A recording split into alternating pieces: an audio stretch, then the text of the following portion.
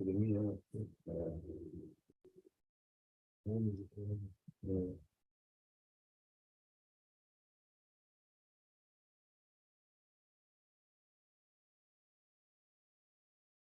الله الرحمن الرحيم. الحمد لله رب العالمين، والصلاة والسلام على أشرف الأنبياء والمرسلين نبينا محمد وعلى آله وصحبه أجمعين. My brothers and sisters in Islam, السلام عليكم ورحمة الله وبركاته. Thank you for hearing me better. I put the mic on. طيب. بسم الله الرحمن الرحيم. طيب, we begin our fourth session of this pre-Ajurumiyya course, if you like. The purpose of which is just to get you to become a little bit familiar with certain concepts, so that when we actually get into the Al-Ajurumiyya, inshallah, you will not become completely alien to Nahu. You will be somebody who's got a little bit of understanding. So therefore, we will whiz through Al-Ajurumiyya. And I remind you that I said Nahu is about the first 4-5 chapters, small chapters. If you understand them, Nahu, the rest of it will be very, very easy for you. So what we will do here now in this particular course, we will go through these 4 or 5 chapters. We will learn them properly, and then we begin Al-Ajurumiyya, knowing that whatever is after that is just easy, inshallah. Something else that I'd like to also remind you of, that don't allow your mind to become overwhelmed with the knowledge that's presented. If I give you one example, just focus all your mind on learning just the example I give you. You know, sometimes the shaitan will trick you into thinking, okay, how do I apply this to other contexts, other words, other sentences? Simplify things. Just learn what's presented to you, and later on we will deal with other things. Sometimes when you overwhelm yourself with this idea, once you become convinced that this is whatever you are handling is difficult, it will become difficult. So just take it as we go along, one step at a time, and we will learn bi'idhnillah ta'ala. The last time we discussed the 3 categories of words, right? And we said the first thing you need to do is to recognize in a sentence under what category does each word fall. And anyone can remind me, why is that important? Why do we need to recognize under which category does word fall in a sentence? Why is this important for us to learn? So we know what we should be looking for. Okay, very good, mashallah. Yeah, so why do we do grammatical analysis? Yeah, so it is, we want to know which category each word falls under, so that we can do the grammatical analysis. Why do we need grammatical analysis? To understand what's being said by the speaker. To understand what's going on in the sentence. What's going on. Is this word what? A verbal sentence, a nominal sentence, jumla fi'liya, jumla ismiya, and therefore we understand what is being said. If we are the ones constructing the sentence or writing it, we will know how to say it, so that we are not misunderstood or we're not misunderstanding other people. The first thing you need to do, however, is understand what word are you dealing with. And I gave you examples of this in the previous sessions. I gave you quite a few examples. I urge you to go through the examples, only the examples that we go through. Just make sure you understand them. Now, we also discussed fi'l, the concept of, or the 3 categories we discussed are what? The first category is ism. The second category is fi'l, and the third category is harf. All right. Now we want to discuss briefly something that it is also a common sense, something that we discussed previously. The fact that the fact that fi'l is of 3 categories. Is this something that you are familiar with?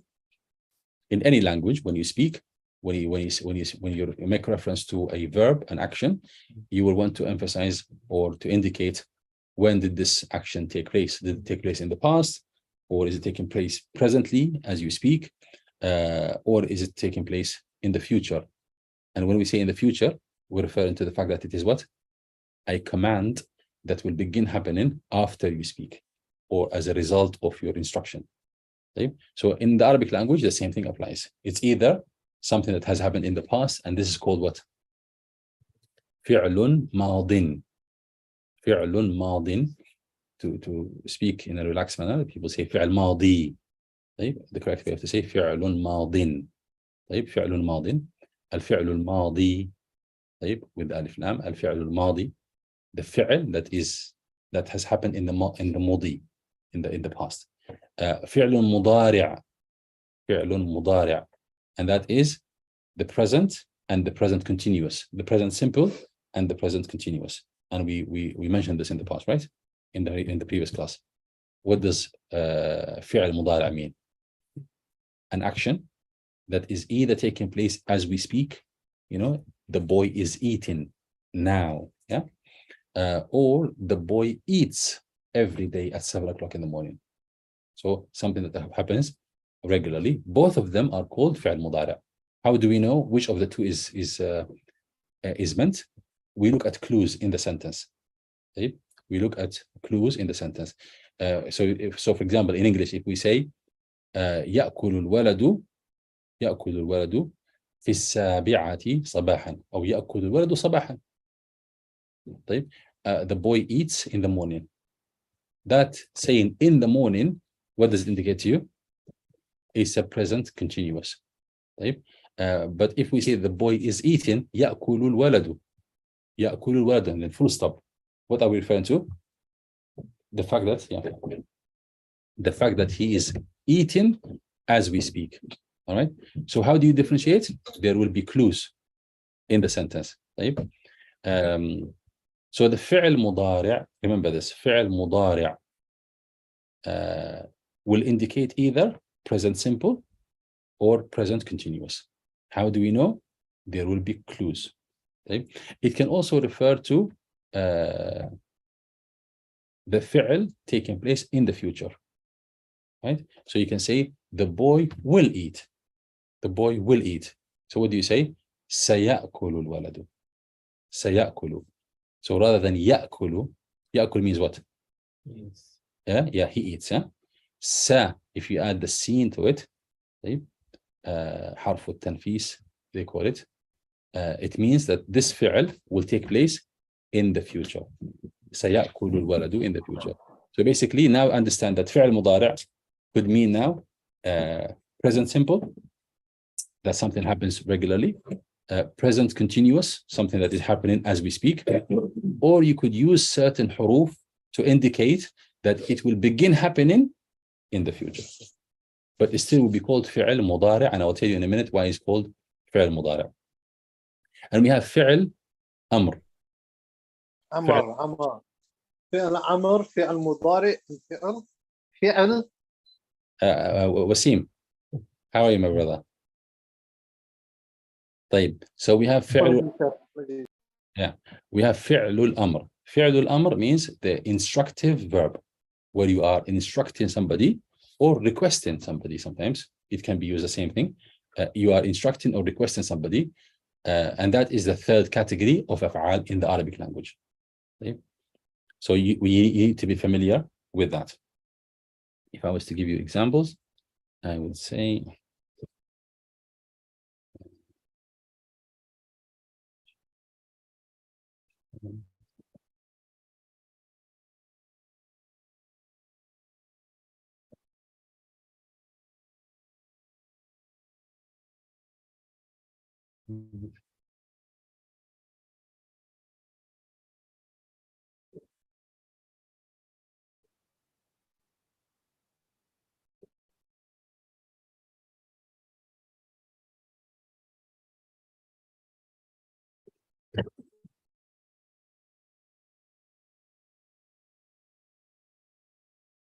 all right, let's hope this works, inshallah.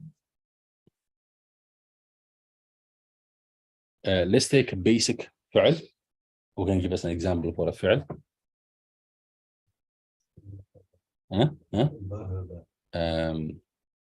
طيب, ذهب is good. Anything simpler than that, كتب. كتب. So this is the word كتب. كتب. كتب is فعل ماضي. And then you have يكتب. يكتب. And then we have what? اكتب. اكتب.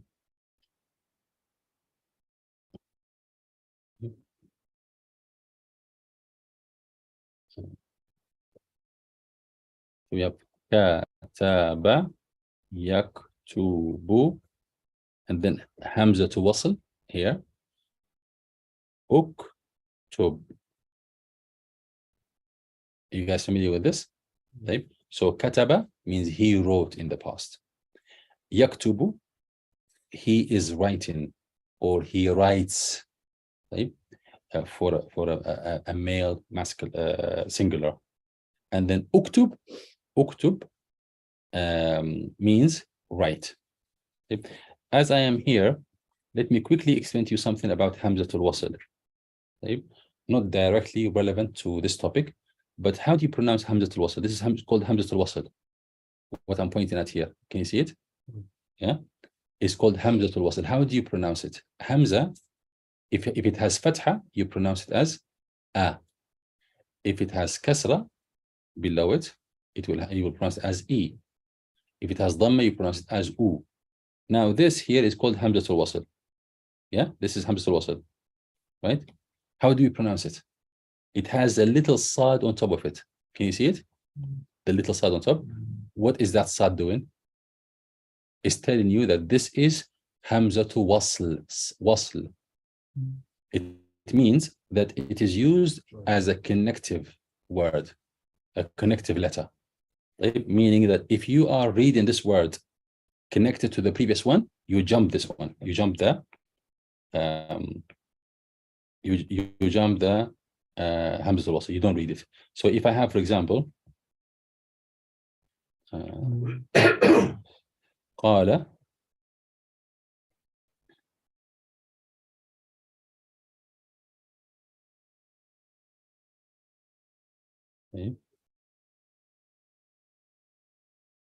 يقال تب. So look at Hamzatul Wasl here now. This is Hamzatul Wasl, right? Why is it called Hamzatul Wasl? It's called Hamzatul Wasl because if it happens to be in the middle of your speech, right? What you do, you jump from the previous letter onto the following letter. You don't pronounce it. Right? It's called Hamzatul Wasl. So you use it as a bridge. You connect two words, right?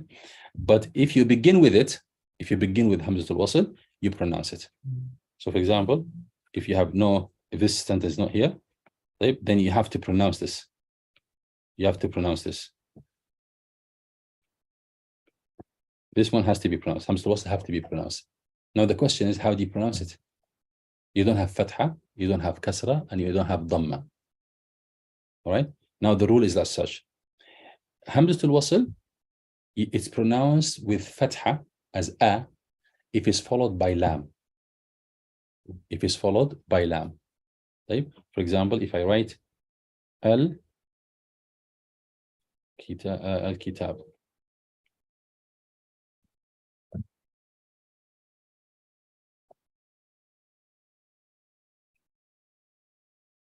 Right?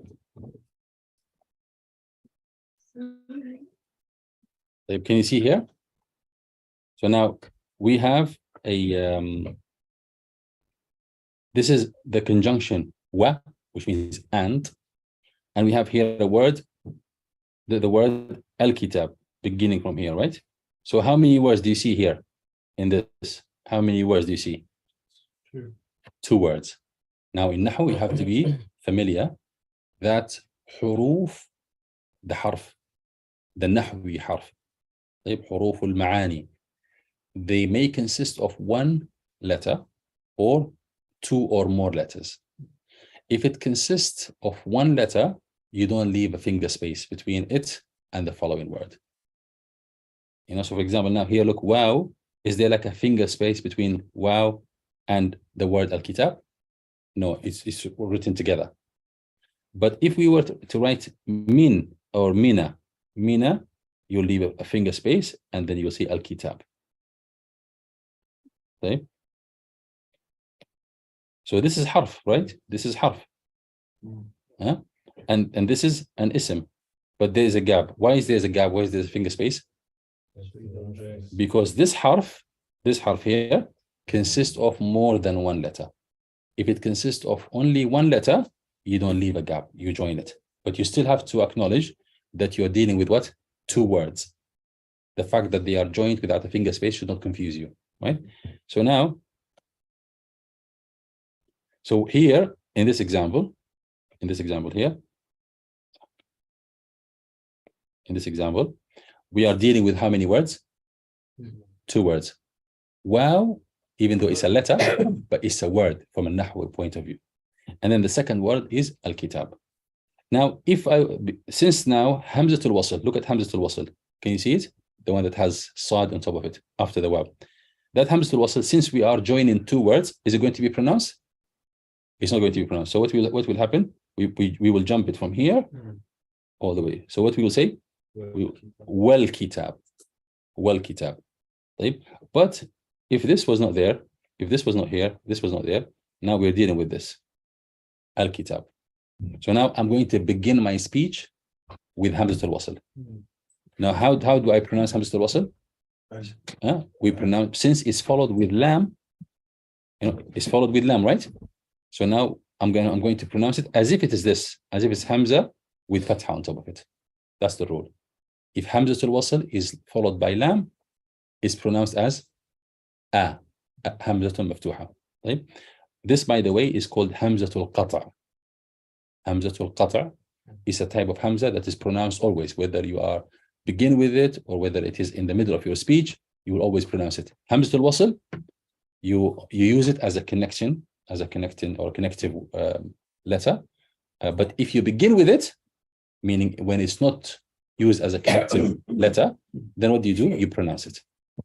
Right? How do you pronounce it? If it's followed by lam, you pronounce it as Hamzatul Maftuha. All right. Let's say, for example, now let's say we're dealing with a word that doesn't have lam. Any other word. Any other word. When Hamzatul Wasl is not followed by lam, how do you pronounce it? Okay. So if it's followed by lam, you pronounce it as fatha, Hamzatul Maftuha. You say al-kitab, al-qamar, al-rajul. Right? But when it doesn't have a lam after it, you look at the third letter. If the third letter has dhamma, you pronounce it as u. You pronounce it as if it has dhamma. If the third letter has either fatha or kasra, you pronounce it as e. Right? Let me show you examples. So now we know this one. This is the first case. When Hamzatul Wasl, this here, this is the first case. When Hamzatul Wasl is followed by lam, you pronounce it as a with fatha. The second case, if Hamzatul Wasl is followed by a third letter that has dhamma. Okay?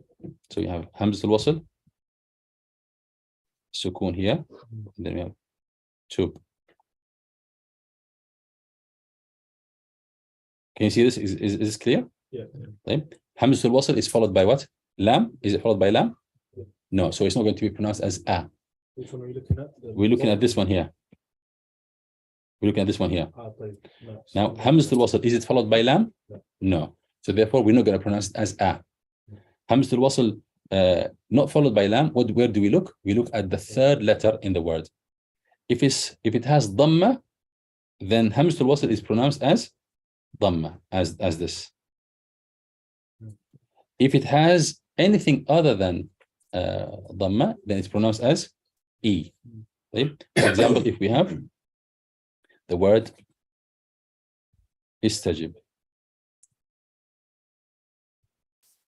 as in when you say Allahumma istajib. Right? So is this clear, my brothers? What's the third half? Is it from the alif or from the beginning of the word? from the beginning of the So word. in October will be The third Third. from the beginning. yeah. So with the first being Hamzatul Wasl, the second being the Kaf Sakina in this example, yeah. and the third being the Ta Madmuma. Yeah. So now in this third example, you'll find that we have Hamzatul Wasl at the beginning. Right. We don't have a lam after it, so it's not going to be pronounced as Yeah. a. Yeah. Now we look at the third letter, which has what? Fatha. Or it didn't have Dhamma. So in this case, it's going to be pronounced as E. As if you are saying E. Istajib. Does that make sense? So this is the rules about Hamzatul Wasl. Try to capture it, inshallah. If not, we will come across it again. Right?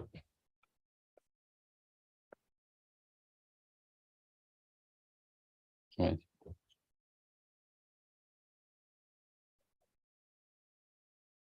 Right. Now, this is, you can see the basic one observation you have here. This is called فعل الماضي.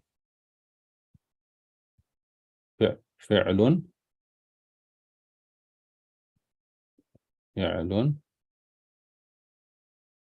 ماض. طيب. فعل. What does the word فعل means? A verb or an action, yeah? ماض يعني something that has passed. ماض. طيب. هنا فعل. We have فعل مضارع. طيب. So it will be فعل مضارع. طيب. So فعل that is مضارع. I haven't yet explained what مضارع means, but I'll tell you in a minute, inshallah. The third one is فعل أمر. طيب. So فعل أمر. So these are the technical words, the technical labels for the three types of أفعال. A فعل that has happened in the past, what do we call it? فعل ماضي. Like فعل ماضي. ماضي is not really correct to say, but if you say it, it will be accepted. So from now on, since you know it, we will speak the technical words. You don't say past tense anymore. You use the word in these classes. Whatever you know, use it. فعل ماضي. The second one is called what? فعل مضارع. The third one is called فعل أمر. فعل أمر. أمر means instructive or command. أمر means a command or instruction. So فعل أمر, a فعل that indicates an instruction or that requests something. One observation we have here is that the three words, they have common letters. What are the common letters? Kaf ta ba, kaf ta ba, kaf ta ba, right? Both of them. So this shows you that this ya here is extra, is an addition, isn't it? That ya here is what indicates that this fi'l is mudari'. Without it, it goes back to being madi. So the basic form of a letter, of a verb, of a fi'l is fi'l al-madi. Right? And then addition, you will begin by fi'l al-mudari'. Then and then also you have fi'l amrin. It adds to it hamzat al-wasl. Uktub. طيب. اقرأ. اشرب. And so on and so forth. طيب.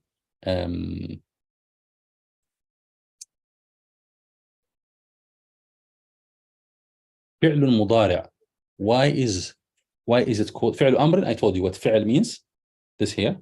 I told you what فعل means, huh? And I told you what أمر, the word أمر means. أمر means command or instruction. طيب. Now, what does مضارع here? فعل مضارع. طيب. Now, pay attention to this. It's quite significant. مضارع means resembling, something that resembles. المضارعة يعني المماثلة. فعل مضارع. طيب. فعل مضارع. مضارع means resembles or looks like. What does it look like? it looks like the ism. It looks like the ism. In what way? Or it resembles the ism. In the following. كتب فعل الماضي is classified as فعل مبني. مبني, meaning it is always fixed in a particular pronunciation.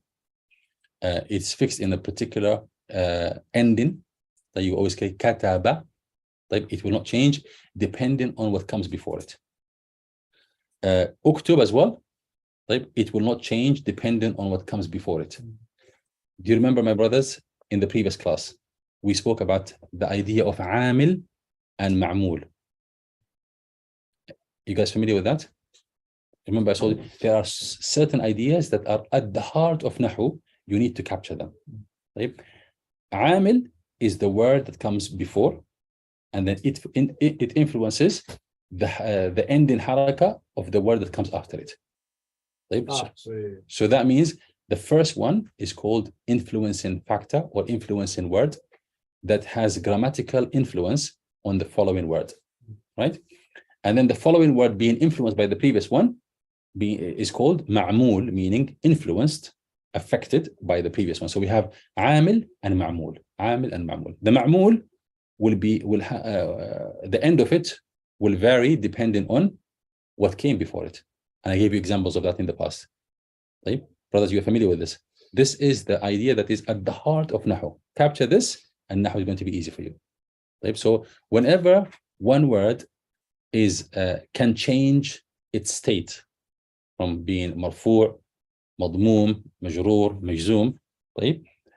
That change of state always happens as a reason. There is a word before it. There is a amil before it. Remember this, Ahmed? You asked me about this concept in the previous class. Yeah, do you remember that? Okay, we spoke about amil. The end of the word, we said the end of the word can have fatha, can have dhamma, can have kasra, right? Depending on what? Depending on a word, on what comes before it. Depending on certain factors, it will have dhamma.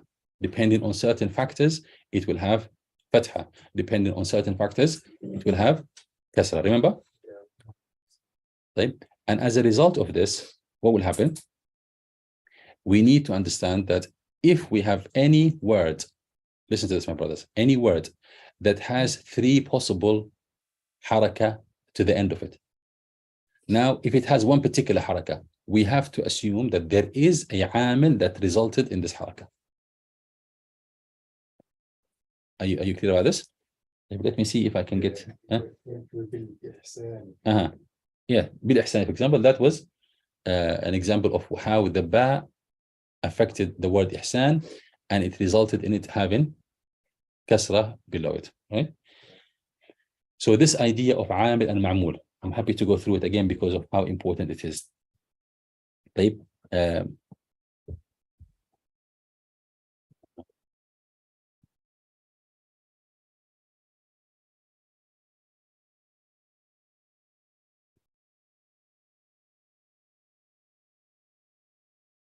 ذهب, look at this example, brothers. ذهب الرجل إلى المسجد. حركات ذهب، همزة الوصل سكون، الرجل إلى المسجد. طيب, now look at this.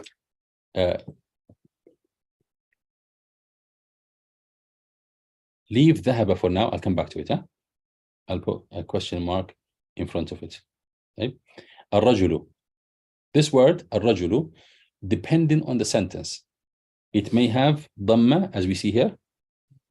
It could have fatha, and it could have kasra. What determines whether it's going to have fatha, dhamma, or kasra? The word before it. So this word here has influenced this word, right, and led to it being with dhamma. So now we no longer have kasra, and we no longer have fatha.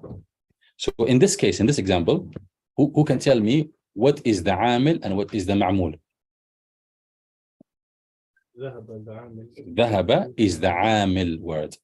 المعمول is الرجل. الرجل is affected, influenced by the word ذهب, and as such, it has dhamma on top of it. Right? Now let's look at al-masjid. Al-masjid is another word, al-masjid, that can have three possibilities. It can have dhamma, it can have fatha, and it has kasra. But what does it have? It has kasra. طيب? So it has three options, and we have one of the three possible options. What resulted in this? There is a عامل. What is the عامل? The عامل is this word here, إلى, which is a harf. طيب? Because of the word إلى, al-masjid has kasra, and it doesn't have dhamma or fatha. طيب? So this idea is called the idea of what? عامل and معمول. Whenever a word can possibly have one of three states or one of the three haraka at the end of it, we need to understand that there must be a previous عامل to it that has influenced it, impacted it, so that it has this haraka. Is that clear? Yeah, it makes sense. Is that with done something similar? Yeah. So إلى is حرف جر. Yes, that makes sense. But the other one, the عامل for ذهب, is that I will come to that in a minute. Right? But you get this idea. The idea that if a word can possibly have one of three states or one of three haraka at the end of it, and then we have it, we find it in a sentence having one of them, we need to ask ourselves why this particular haraka, and it must be because of a عامل before it. If you begin to make sense of sentences like this, nahu will become easy later on.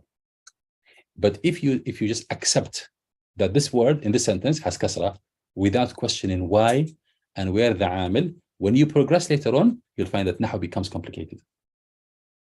Nahu will become difficult for you, right? Because things will become a little bit more complex as we go along. So now we're talking about what? Words that can have three possible harakat at the end of it, right? But there are words that can only have one haraka at the end of it. You understand? There are words that will never change.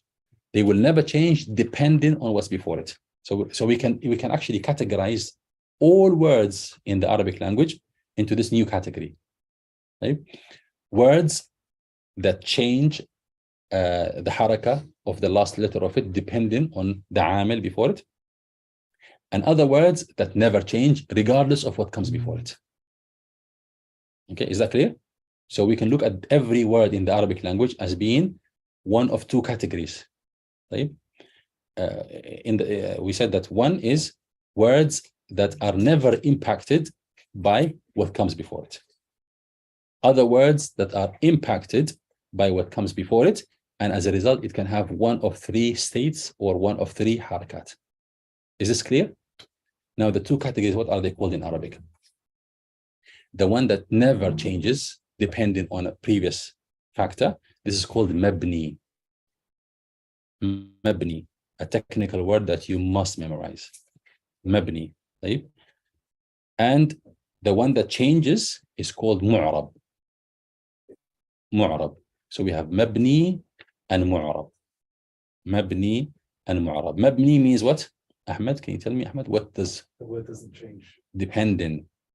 Depending. If you say it never changes, later on that description will confuse you. Regardless of what comes before it. It doesn't change as a result of what comes before it. Which means a mabni word, hear me out, a mabni word could change as a result of something coming after it. Yeah? But we're not affected, we're not bothered about the change that occurs as a result of what comes after. We are interested in the change that occurs as a result of what comes before. Does that make sense? I'm going to give you examples in a minute, inshallah. So now, the first category is called, Ahmed, what? Mabni. Mabni. And why is it called Mabni? because it's the construction is fixated regardless of the So previous. yeah, so the last haraka of it is not going to change as a result of something that came before it. طيب. Some ulama, they say mabni means the Arabs spoke it like that, always spoke it like that, never changed it. طيب. Mu'rab, on the other hand, Amin, Mu'rab means what? It does change As a result, specify. as a result of what comes before. Yeah, it does change as a result of what comes before it. Changing as a result of what comes after it, that is common to both mabni and mu'rab. All of them, they may change as a result of what comes after it. Right? But mabni is that word which never changes as a result of what comes before it. Mu'rab is a word that changes as a result of the factors or the amil that comes before it. Right? Now, Last question. yes. You said the last lesson that the first word is there's a reason to why it's the last letter is a fatha. I'll come to that. Give me 1 second. Now, I said I'm going to leave ذهب in this sentence. ذهب الرجل إلى المسجد, right? So I showed you that الرجل could potentially have one of three harakat at the end of it. Could be الرجل, الرجلا, الرجلي. Right? Why is it الرجل? This is the result of the influence of the word ذهب. So ذهب is عامل for الرجل. All right? The same thing with al-masjid. We said it could be al-masjidu, al-masjida, al-masjidi. Why is it al-masjidi? As a result of ila, right? Now, ذهب here is a word that will never change as a result of what comes before it. It will never change as a result as a result of what comes before it. Anything could come before it. It's mabni. طيب.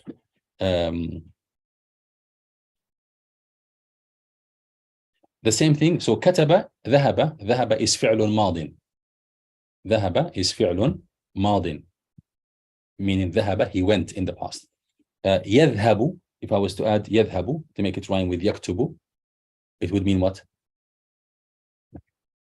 فعل مضارع. Say these words, by the way. You know, as you hear them from the teacher, under your breath, just say it. You hear me say مضارع, say مضارع. Don't be silent. Say the words, because when you speak them, you will be more likely to say them again when you need them. If you only rely on listening, when it comes to speaking, the word will not flow in your tongue. Okay? As you see me or any other teacher speak them, just say the words. Say مضارع, ماضي. Say, you know. So the مضارع of ذهب is يذهب. Let me show you here. This is the مضارع. This is the can you see that this is the مضارع version of ذهب? يذهب. Yeah, you can tell. And فعل الأمر version of this is what? اذهب. طيب. And as such, this will have little side on top. سكون, فتحة, سكون here. Yeah. So this is يذهب فعل مضارع. اذهب فعل أمر. Now we said that this, the first one, ذهب, no matter what comes here, no matter anything could come here, any word, it will never change as a result of it. This one, however, can change depending on what comes before it. اذهب, the fi'l amr here, it will never change depending on what comes before it. So the only one, so we have three af'al, three categories of af'al: fi'l madi, fi'l mudari', and fi'l amr. Which one of them can change as a result of what comes before it?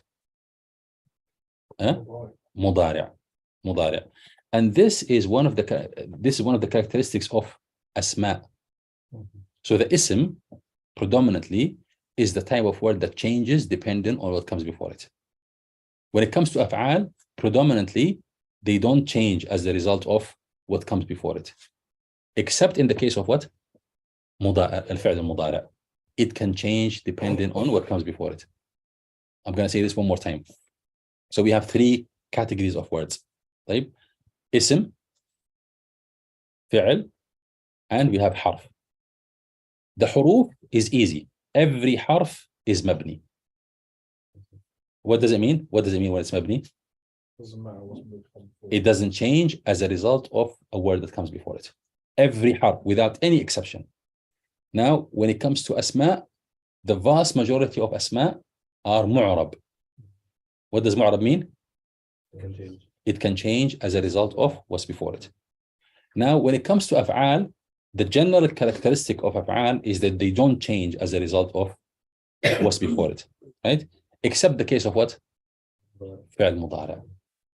You know, in the most cases, it is affected and it can change as a result of what comes before it. Resembling what? Resembling the ism. So, and this is why it's called fi'lun mudari'un. Meaning a fi'l that is not acting like the rest of af'al, rather it's resembling the ism. What is it resembling the ism in? That can change. In the fact that it can change state. Okay? Yes. Fa'il is generally more. And fi'l, Yeah. the general characteristics of af'al is that they are mabni. And mabni as well. The vast majority of them are mabni. The exception happens in fi'l mudari'. Fi'l mudari' changes as a result of what comes before it. Now, I'm only saying this for you to understand why is it called mudari'. Does that make sense? Harith, do you think you can explain to me why is it called mudari'? Or what does the word mudari' means technically or linguistically? Mudari' means? An action in the past. No, mudari'. That's madi. Oh. Mudari'. Present. فعل المضارع, it refers to actions and verb that happens in the present tense or present continuous type. But the word مضارع itself, why is it called this category of أفعال? Why is it called مضارع? مضارع means resembling something. طيب ضارعه means resembles it. And it's called like this because it resembles what? Asma. The names, the nouns. Because nouns, they have this general characteristic in that they change depending on the amil that comes before it. Whereas fi'l has the general characteristic that it doesn't change depending on what comes before it. You say the ism? Huh? The ism change, you say. Ism changes, generally speaking. There are some asma that doesn't change. We will come to that. But generally speaking, the general characteristic of any ism is that it changes depending on what comes before it. Fi'l, what's the general characteristic of fi'l? Mabni. It's mabni. It doesn't change. What's the exception? Mudari'. It changes depending on what comes before it. And in that aspect, it resembles the ism. So it's mu'rab. So fi'l mudari' is mu'rab in the most part. Right? There are a few cases where it's mabni as well. But in the most part, it's mu'rab. And in that, it resembles the ism, which is also mu'rab in the most part. Is that making sense? Right? So this idea that words can be mabni or mu'rab. And if it's mu'rab, meaning it can change the end of it, that happens because of a reason and because of a amil before it. This is at the heart of Nahu. Remember I said to you, maybe the first section, remember I said there are 5 sections, maybe the first section will be categorizing words. The second section will be speaking about i'rab, what is mu'rab and what is mabni. And then the third section will be speaking about the possible states of i'rab. So these are the basic elements of Nahu. You master them, Nahu is a piece of cake. All right. So we said, so we going back here, we understood what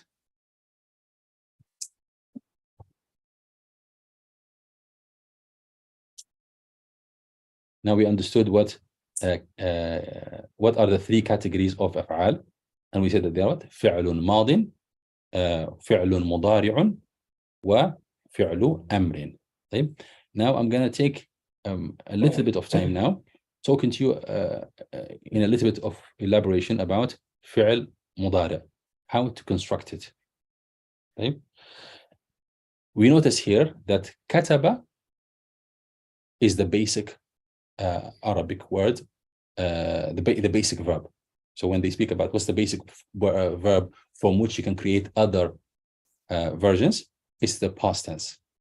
the singular masculine past tense. كتب, أكل, ضرب, قام, جلس. These are the basic form. What? The past tense of the singular masculine. So when you're referring to a singular masculine person with a verb, that is the basic form of a Arabic verb. Is that making sense? So that's the basic form. Why is it basic? Because it has no additions. It only consists of the basic letters. So now here the kaf is kaf an added letter? No. It's a basic letter. Is ta an added letter? No. No. Basic letter, basic letter. So the kaf, the ta, the ba are all basic letters. Now let's look at yaktubu. Yaktubu has another letter which is not part of the basic letter. Which is what? Yeah. Yeah. This year is called harfu mudara'a. A harf that is added to indicate the state of mudara'a. The fact that this is a present continuous or present verb. Does that make sense? And there are four huruf mudara'a. What are they? You can put them together as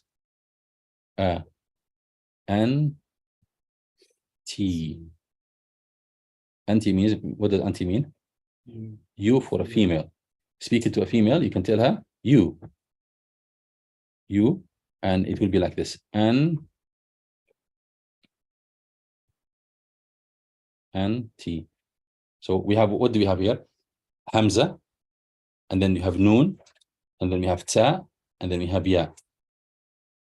Anti is a word that the ulama will put together to remind you of a group of letters that has a certain function. Right? So the ulama, instead of telling you, remember, it's Hamza, Noon, Ta, and Ya, rather than saying this, they give you one word, they make up a word of it. And they tell you, remember this word, and that will remind you of huruf al-mudara'. So some of them, they say anti, some of them will say, you can make the word anaitu. Huh? Anaitu. Anaitu. Okay. You can make any permutations of it, but whatever works for you. I find anti sounds best. Why? Because it refers to the nouns in the right order, as I will show you in a minute, inshallah. So if you want to speak to, let's try to create sentences. So based on anti, where is this going?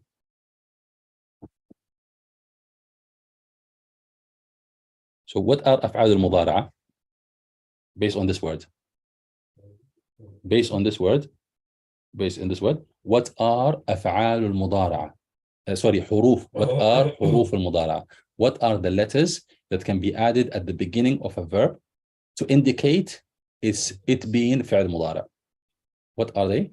Hamza, Noon, Ta, and Ya. For example, if I want to say, let's begin with Hamza. I could say things like this.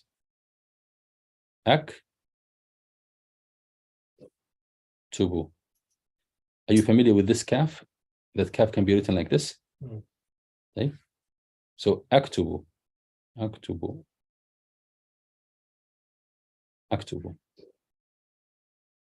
What does this mean? Aktubu. I write. So if you're speaking about yourself, what you need to use to create a fi'al mudara', you will need hamza. Okay? Aktubu.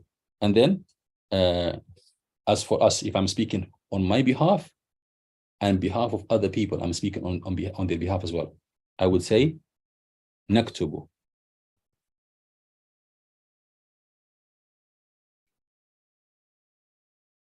Okay. So naktubu. Okay. So this is fi'l mudara' from the same root word kataba. Okay. Referring to whom? Referring to a speaker that speaks on his behalf and also in behalf of other people. They say we write. So the first one was I write. So the first one came, the hamza, and then the noon came to refer to a speaker that speak on behalf of himself and others. So we say naktubu. And then if I'm speaking to you, what would I tell you? At the moment that you are writing, what would I say? Taktubu, anta taktubu. You are writing. So which comes second? The ta. So I'll be saying taktubu, taktubu, taktubu, taktubu. All right. So where is فعل المضارعة here? Where is حرف المضارعة? The ta. Yeah. So here is the alif, the hamza, sorry, and here is the noon, and here is the ta, right? So if I'm speaking to a person, if this person is a single masculine, I will tell him taktubu, anta taktubu, anta taktubu. And if I'm speaking about absent people, an absent masculine singular, what will I say to him? Yaktubu, huwa yaktubu. He is writing. Ahmed yaktubu. Somebody who I'm not addressing directly, I would use the word ya. So yaktubu.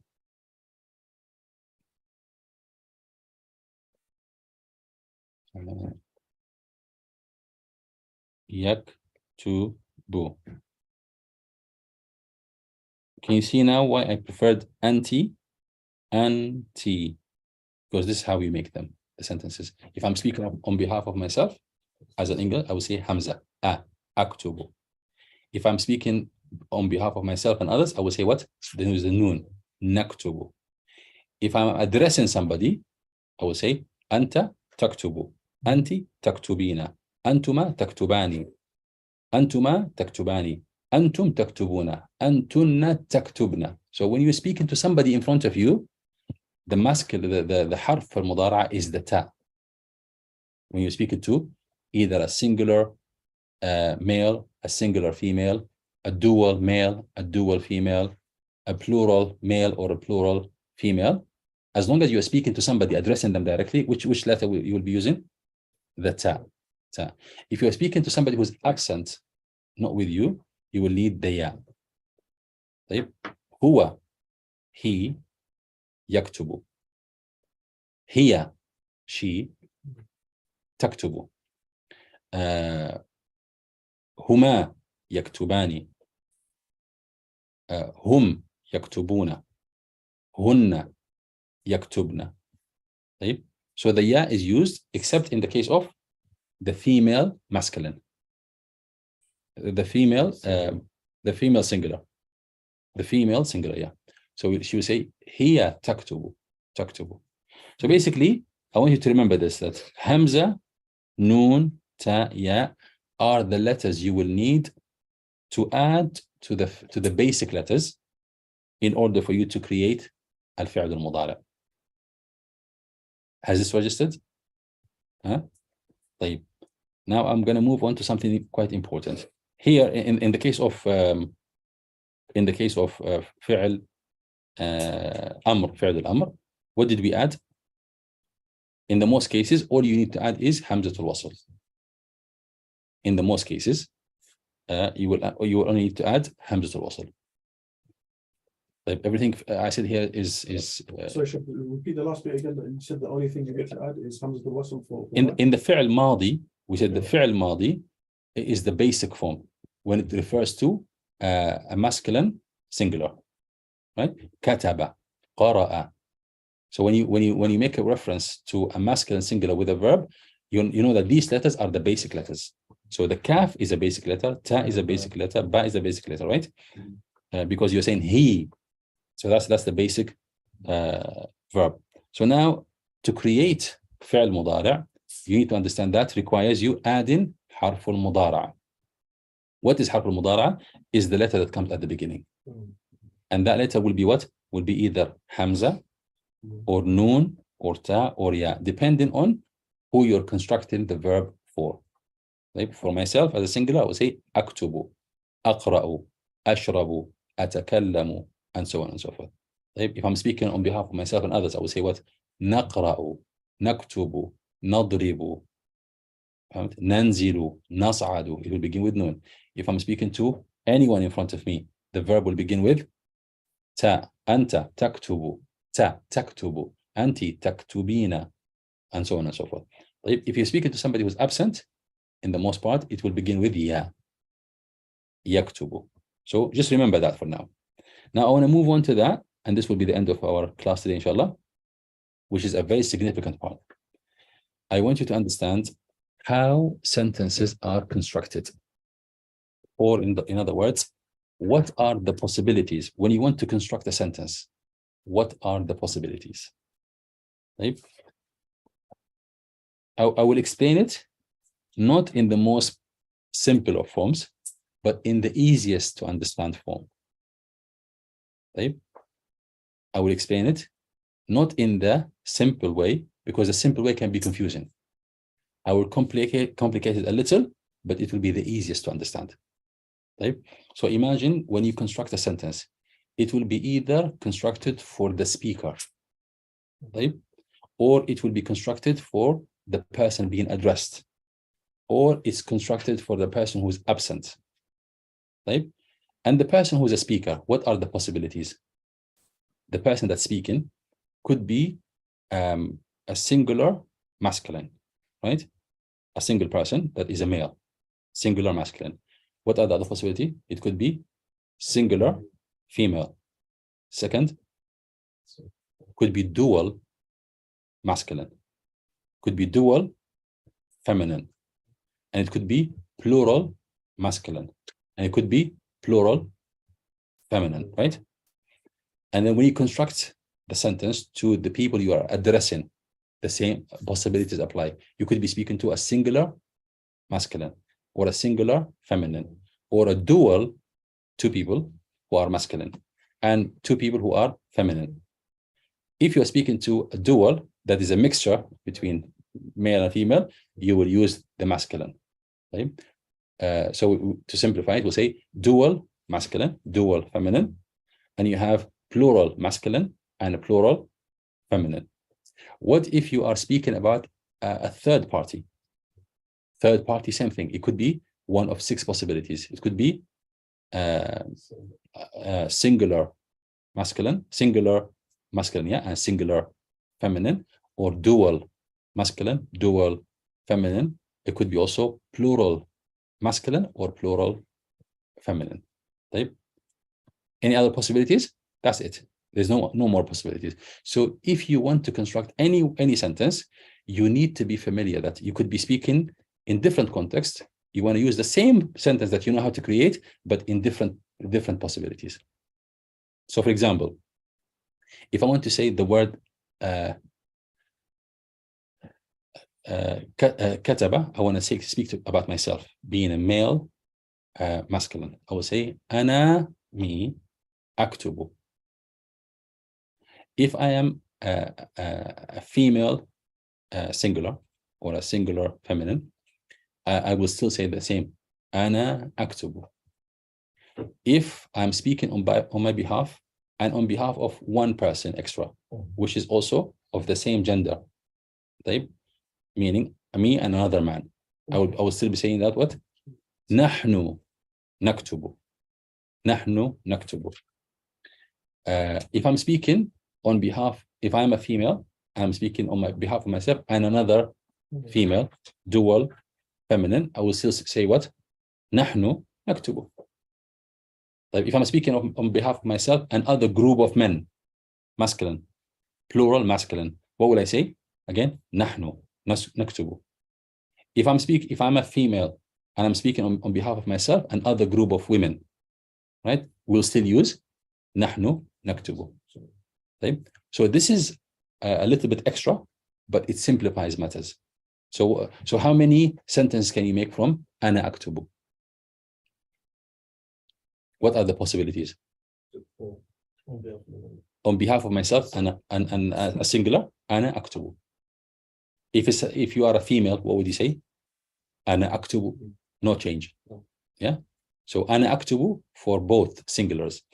If I'm speaking on behalf of me and another person or a group of people, we have 4 possibilities for that. It will still be nahnu naktubu, nahnu naktubu, nahnu naktubu.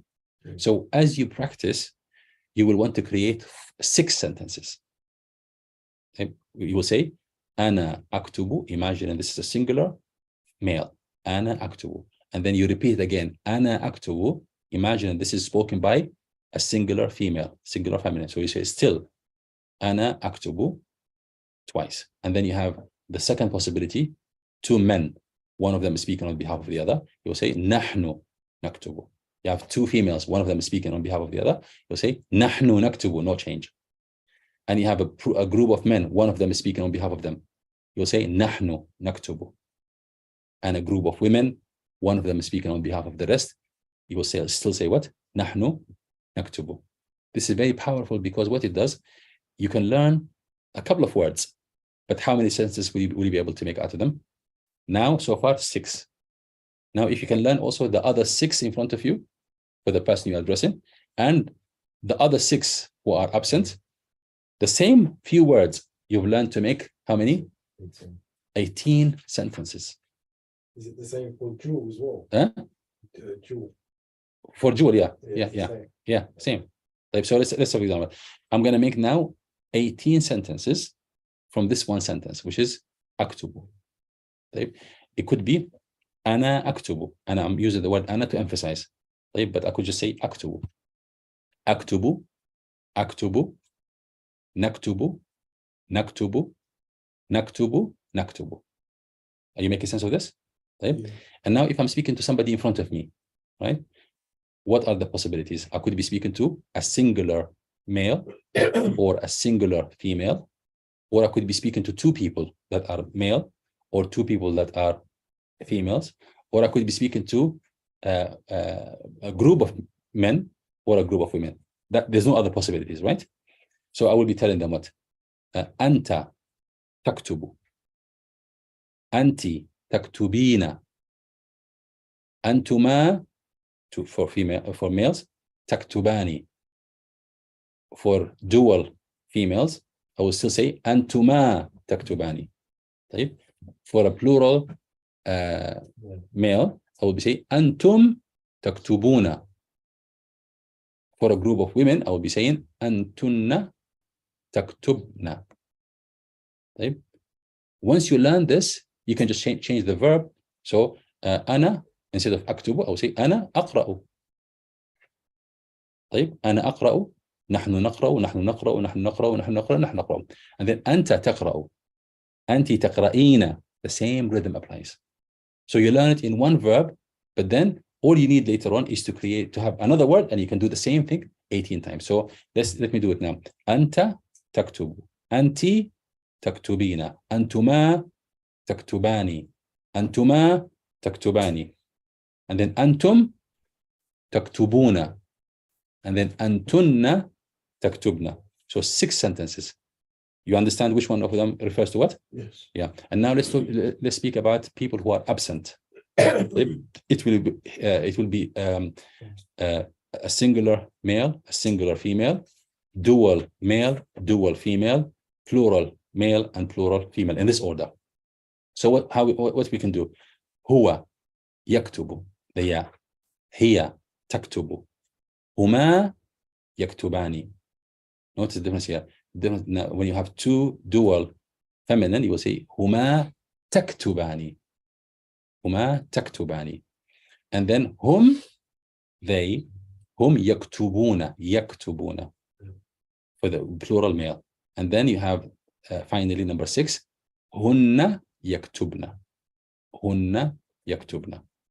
So how many have I created now? This is very powerful because you only learn one word, and how many you can create out of it? 18 possibilities. And also you can rest assured that there are no other possibilities. If you can make it like this in these 16 forms, there are no other possibilities. 18, sorry. There's no other possibilities. It's 18 and there's no other possibilities. Only in the Mudari. What about the Mudari? I said only in the Mudari. No, in all of them. When you are speaking about Madi and Mudari, you can create 18 versions like this. Yeah, 18. Right? I want you to. I will explain it to you again. I mean, I'm only giving you a small exposure to it. in the next class, I'm going to give you the full A to Z of it. Right? But I just wanted to now to appreciate how powerful this concept is, because it can make you learn so many sentences from one word. 18 sentences. Just learn how to construct sentences. That will speed up how you learn your Arabic, inshallah. Yes, my brother. One thing that's confusing me is it's sounding like the Mudari is Like which ones? like you're telling them to read. Yeah. Instead of saying reading, which is present. No, in Arabic, I was saying ana aktubu for a male speaking for himself. Ana aktubu for a female speaking about herself. But if you are anta, I'm saying you are writing as we speak. Anta taktubu right now. Anta taktubu. I'm describing you. I'm not telling you. If I was to tell this person to write, I will tell him uktub, uktub, uktubi. And the second possibility, uktuba, uktuba, uktubu, uktubna. So even fi'l amr now, fi'l amr is when you instruct, isn't it? So only 6 possibilities are available to you, because you give fi'l amr to whom? To somebody you're speaking to, right? You cannot give instructive verb to yourself, and you cannot instruct somebody who's not with you. So when it comes to fi'l amr, you can only create 6 versions in front of you. But when it comes to fi'l amr, fi'l madin, you can have 1 verb and you can create 18 versions. And when it comes to fi'l mudara, you can take 1 word and you can create 18 versions. Right? I'm just going to give you an example just for you to appreciate how easy it is. So let's take the word daraba. Right? So now I will say daraba in the past, darabtu. For clarity, I will add the word ana before it. Ana darabtu. Ana darabtu. Second one is what? For female, masculine. For female, singular. So ana katabtu. Ana katabtu. Nahnu katabna. Nahnu katabna. Nahnu katabna. Nahnu katabna. You know what I'm repeating 4 times? You are with me? Yeah. And then I'm speaking to 4 possibilities for the people I'm addressing. I will say anta katabta in the past. Anta katabta. Anti katabti. Antuma katabtuma. Antuma katabtuma. Antum katabtum. Antum katabtunna. طيب هو كتب. هي كتبت. هما كتبا. هما كتبا. هما كتبتا. And then you have هم كتبوا. And then you have هن كتبنا. You see, this is what? فعل ماضي. I used كتب. But you see how I created how many versions? 18. In this example, you know what you have learned? You have learned all the possible pronouns. All the possible pronouns. There's no other pronouns to learn. And you have learned also how to create 18 sentences from 1 verb. So if you learn this formula, your Arabic learning will become so fast. Okay? So in the following class of our Nahu, inshallah, I will give you this in details, inshallah, and you will be able to go away and create sentences like that. Just for now, what I want you to learn now is that there's an easy way of learning Arabic by making sure that you learn 1 word and create so many versions of sentences of it. Does that make sense? Yeah.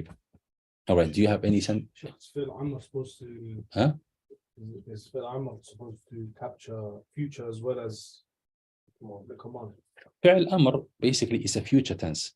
But if I'm telling someone aktub, it's like I'm telling him to write, but it's not he will write. No, but in my mind, he will write future, right? But that's the only possibility that's going to happen in the future if you're telling them. You get so it has the connotation of request. There you So fi'l mudari can indicate to something that will happen in the future.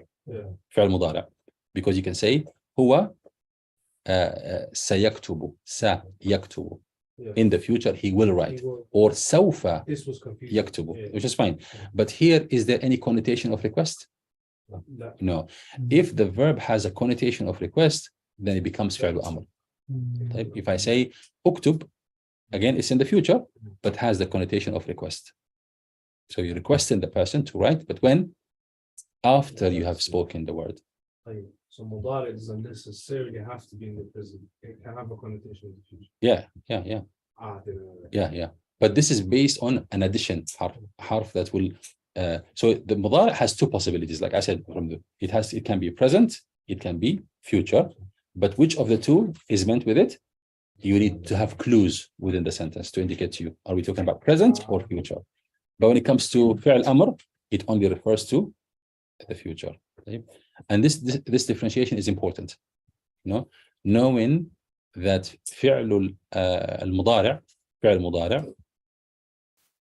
can be used to refer to verbs that take place in the present time or in the future, right? It can never be used to refer to the past. Right. Understanding this now, later on you will understand there are verbs, there are huruf that will come and alter this. There will be huruf that will alter this. But for now, understand the basic idea, all right? Do you feel that this is complex? How you feel about Arabic is really important. Be very careful. Don't have the impression that Arabic is difficult. It is very, very easy. Right? When the teacher is speaking to you, don't try to capture more than whatever the teacher is saying. Right? Because otherwise, if you overcomplicate things for yourself, you will go away with the impression that, oh my God, this is overwhelming. And that's it. Your brain will jam and you will never understand things. Nahu is easy, inshallah. Just make sure that you follow on with me. And if anything I say you don't understand, stop me here. And then I will explain it, inshallah. Okay? All right, we'll stop here بإذن الله تعالى. جزاكم الله خيرا. والسلام عليكم ورحمة الله وبركاته. سبحانك اللهم وبحمدك نشهد أن لا إله إلا أنت نستغفرك ونتوب إليك.